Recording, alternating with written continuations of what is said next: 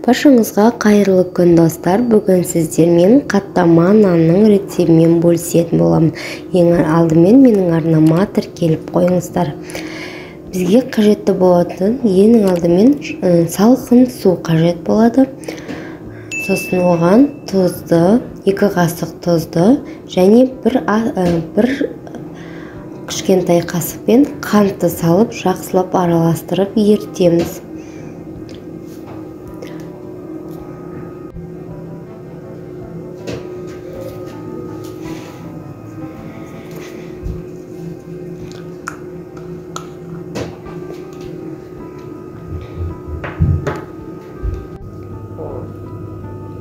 Сосын мен ұнды алдын ала електен өткізіп алдым. Сіздер де електен өткізіп алыңыздар. Сосын жұмсақ қамыр илейміз. Қамырларыңыз қатты жұмсақ емес және қатты болып кетпеу қажет.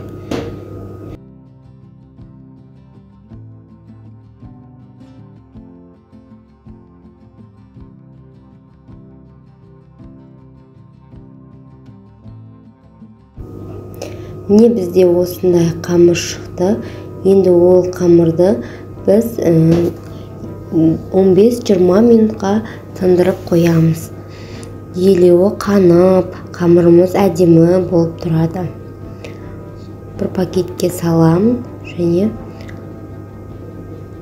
бетін жауып 15-20 минутқа қалдырамын. Тіпті одан да көп, жарты сағатқа, 1 сағатқа қалдырсаңыздар болады. Міне достар, біздің қамырымыз дайын болды. Болып қалды. Енді оны екіге бөліп, жұқа етіп қамырды жаямыз.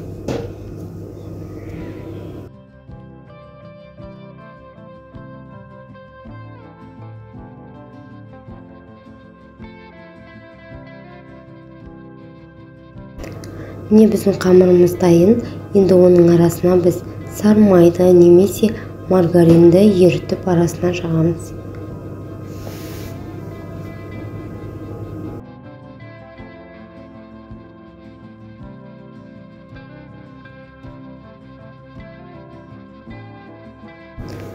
Қамырдың арасына май жағып болған соң, оның басынан бастап кішкенеден бөліп дөңгелектеп ораймыз. Бір-біріне орап шығамыз.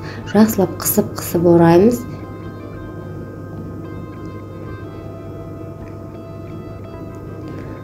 Қамырымызды орап, оның бір-біріне біріктіріп, қатты жабысып кетпейтін арасын ашық етіп, бір жарты сағатқа 45 минутқа қалдырып, бетін жауып қалдырамыз. Ал енді кезекте біз екінші қамырымызды дәл солай жайып аламыз.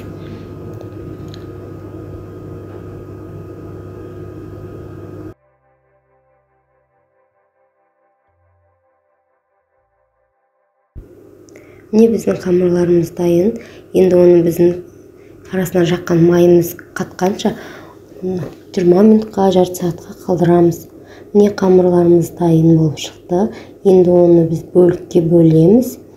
Өздеріңіздің қалауларыңыз бойынша үлкен көлемде және кішкентай көлемде жасасаңыздар болады.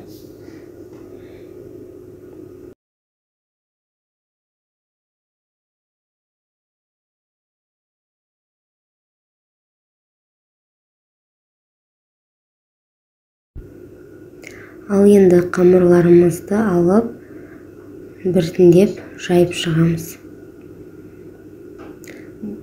Достар, бұл ең маңызды сәт. Біздің қаттамамызда қамырын қатты қалың қылмаймыз және қатты жұқа етпейміз. Егерде қатты жұқа қылып жаятын болсаңыздар, біздің қаттамамыз қатты болып піседі. Ал егерде қалың етіп пісетін болсаңыздар, арасы тіптен жұмсақ болып, қатпарлы болмай қалады. Сондықтан жаю процесіне қатты аса мән береміз.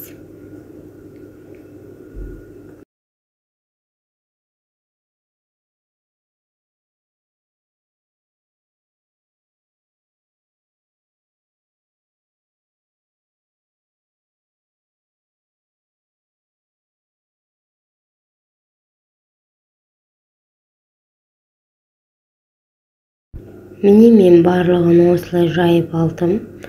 Сіздер де барлығын бір тек жайып, сосын оны қызып тұрған табада пісіреміз. Мен азғантай ғана май құйдым. Достар, бізде бұл да маңызды, көп те құймаймыз, қатты аз да құймаймыз. Міндетті түрде майымызды жағызтып, айналдырып, жан-жағын екітеп пісіріп аламыз. Аунатып тұрып пісіруіміз қажет.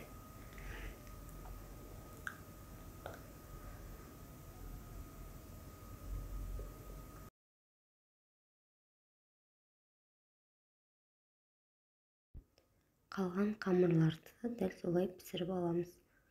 Міндетті түрде аунатып, алдарын аунатып, және біз шанышқымен айналдыра отырып пісіру қажет. Міне достар, біздің қаттамамыз дайын болып шықты. Қарап тұрсаңыздар, өте қытырлақ болып, қатпарлы болып шығады.